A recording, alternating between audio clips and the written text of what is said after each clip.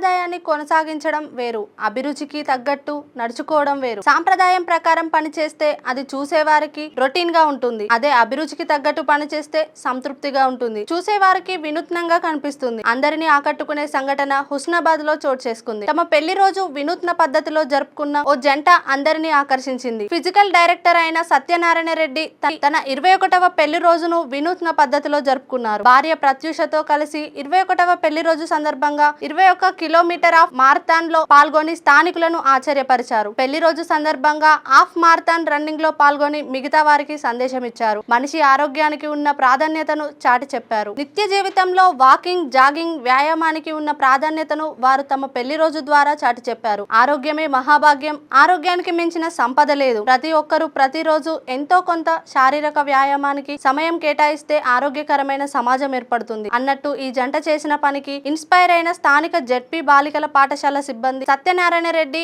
ప్రత్యూష దంపతులను సన్మానించారు.